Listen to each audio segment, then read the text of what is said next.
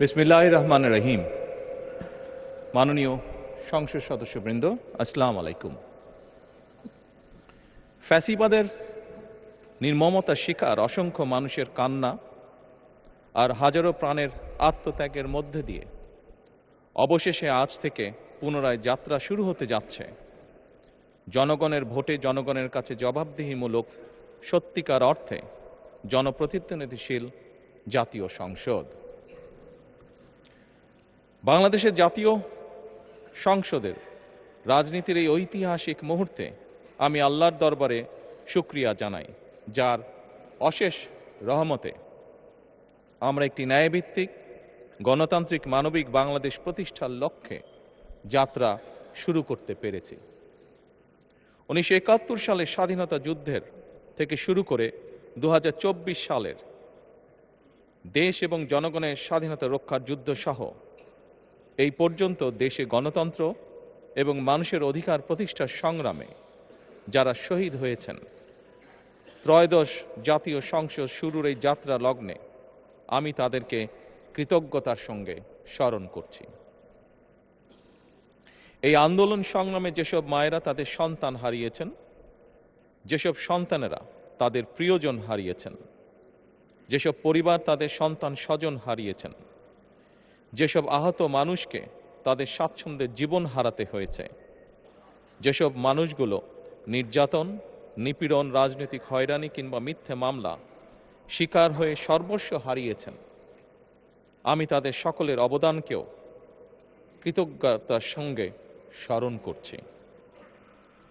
দেশের ছাত্র জনতা, কৃষক, শ্রমিক, শিক্ষক, কবি, সাহিত্যিক, সাংবাদিক, চিকিৎসক, প্রকৌশলী, আইনজীবী, কামার কুমার, জেলে তাঁতি, গাড়ি চালক, ব্যবসায়ী এবং সরকারি বেসরকারি চাকরিজীবী, গৃহিণী, সারা দেশে গণতান্ত্রিক রাজনৈতিক দলের নেতা কর্মী সমর্থক তথা সর্বস্তরের সকল শ্রেণী পেশার মানুষ যাদেরকে গুম, খুন, হত্যা, নির্যাতন, নিপীড়ন, মিথ্যা হামলা মামলা কিংবা জীবন্ত মানুষের কবরস্থান তুল্য বর্বর বন্দিশালা, আয়নাঘর, কোনো কিছু দিয়েই যাদের গণতান্ত্রিক আকাঙ্ক্ষাকে রুখে দেওয়া যায়নি, যাদের সাহসী ভূমিকায় দেশে পুনরায় গণতন্ত্র ফিরে এসেছে, আমি ত্রয়োদশ জাতীয় সংসদের এই যাত্রা লগ্নে দেশের স্বাধীনতা প্রিয় গণতান্ত্রিকামী বীর ছাত্র জনতাকে জানাই অভিনন্দন।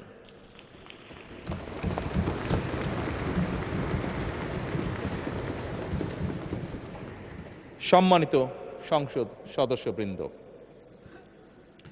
দেশনেত্রী মরহুমা বেগম খালেদা জিয়া জনগণের অধিকার প্রতিষ্ঠায় দেশে সংসদীয় গণতন্ত্র প্রতিষ্ঠা করেছিলেন, সংসদীয় গণতন্ত্রকে প্রাতিষ্ঠানিক রূপ দিয়েছিলেন। সেই গণতন্ত্রকে প্রহসনের রূপ দিয়ে জাতীয় সংসদকে হাস্যরসের খোরাকে পরিণত করা হয়েছিল। দেশে তাবিদারি শাসন শোষণ কায়েম করা হয়েছিল।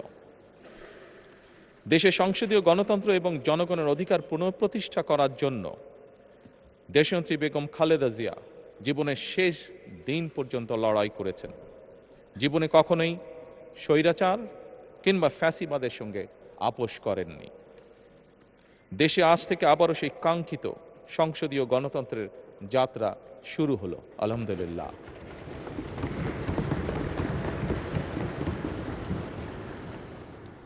সংসদীয় রাজনীতি প্রতিষ্ঠাতা খালেদা জিয়া দেশ এবং জনগণের সাফল্যে এই শুভ মুহূর্তটি দেখে যেতে পারেননি।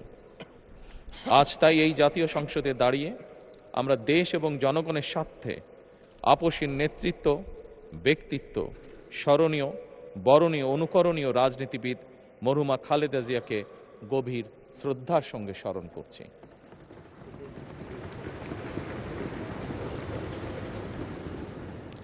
সম্মানিত সংসদ সদস্যবৃন্দ, দেশে বহুদলীয় গণতন্ত্রের প্রবক্তা এবং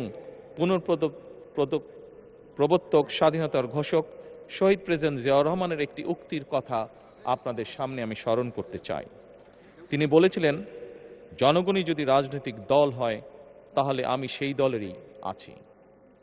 অর্থাৎ ব্যক্তি কিংবা দলের স্বার্থ নয়, জনগণের স্বার্থই সবচাইতে বড়। এটাই বিএনপির রাজনীতি।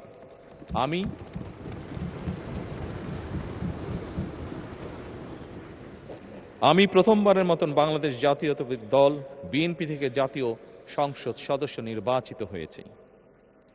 জাতীয় সংসদের সংসদীয় দলের নেতা নির্বাচিত হয়েছি। জাতীয় সংসদে দলের প্রতিনিধিত্ব করলেও প্রধানমন্ত্রী হিসাবে আমি এই জাতীয় সংসদে দেশের প্রতিনিধিত্ব করছি। দল, মত, ধর্ম, বর্ণ নির্বিশেষে দেশের জনগণের প্রতিনিধিত্ব করছি। আমার রাজনীতি দেশ এবং জনগণের স্বার্থ রক্ষা করার রাজনীতি। বিএনপির রাজনীতি জনগণের জীবন মান উন্নয়ন এবং স্বনির্ভর বাংলাদেশ গড়ার রাজনীতি। প্রতিটি পরিবারকে স্বনির্ভর করাই আমাদের রাজনীতির লক্ষ্য। প্রতিটি পরিবারকে স্বনির্ভর করার মাধ্যমেই বিএনপি একটি স্বনির্ভর, সমৃদ্ধ, নিরাপদ, গণতান্ত্রিক বাংলাদেশ প্রতিষ্ঠা করতে চায়। এই লক্ষ্য অর্জনে আমি জনগণের সমর্থন এবং সহযোগিতা চাইছি। এই মহান জাতীয় সংসদে সকল দলের নির্বাচিত প্রতিজন সংসদ সদস্যের সমর্থন এবং সহযোগিতা আশা করছি।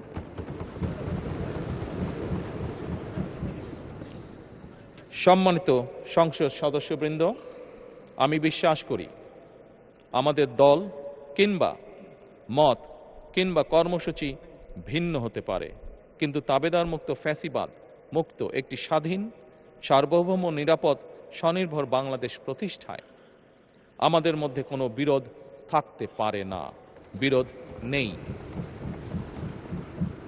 জাতীয় সংসদকে জাতীয় কর্মকাণ্ডের কেন্দ্রবিন্দু না করে বিতাড়িত ফ্যাসিস্ট সরকার জাতীয় সংসদকে অকার্যকর করে ফেলেছিল। আমরা এই মহান জাতীয় সংসদকে সকল যুক্তি, তর্ক আর জাতীয় সমস্যা সমাধানের কেন্দ্রবিন্দুতে পরিণত করতে চাই। সম্মানিত সদস্যবৃন্দ, নতুন সংসদ যাত্রা শুরু করার সময় সংসদের সাবেক স্পিকার কিংবা ডেপুটি স্পিকার উপস্থিত থাকার কথা ছিল, কিন্তু পতিত, পরাজিত, বিতাড়িত ফ্যাসিস্ট সরকারের জনবিরোধী এবং গণবিরোধী কর্মকাণ্ডের ফলে যে জনরোষ তৈরি হয়েছিল তাতে এই মহান সংসদের সাবেক স্পিকার বা ডেপুটি স্পিকারকে খুঁজে পাওয়া যায়নি। তাদের কেউ কারাগারে, কেউ নিখোঁজ কিংবা কেউ পলাতক। দীর্ঘ ১.৫ দশকের ফ্যাসিবাদী এবং তাবেদারি শাসন শোষণের পর জনগণের ভোটে নির্বাচিত প্রতিনিধিদের নিয়ে আজ আমাদের এক বিশেষ পরিস্থিতিতে জাতীয় সংসদের কার্যক্রম শুরু হতে যাচ্ছে। এমন পরিস্থিতিতে আমরা সংবিধান এবং সংসদের কার্যপ্রণালী বিধির বিধান অনুসরণ পূর্বক ত্রয়োদশ জাতীয় সংসদে সভাপতিত্ব করার জন্য আজ আমি প্রবীণ রাজনীতিবিদ এবং 5 বারের মতন নির্বাচিত জাতীয় সংসদ সদস্য জনাব ডক্টর খন্দকার মোশাররফ হোসেনের নাম প্রস্তাব করছি।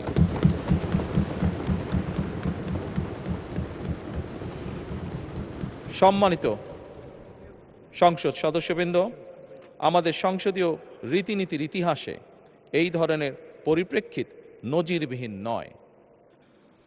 1973 সালে তৎকালীন প্রধানমন্ত্রী মরহুম শেখ মুজিবুর রহমান ওই সংসদের সদস্য মাওলানা আব্দুর রশিদ তর্কবাদিসের নাম প্রস্তাব করেছিলেন এবং তার সভাপতিত্বে বাংলাদেশের প্রথম সংসদের প্রথম অধিবেশন শুরু হয়েছিল।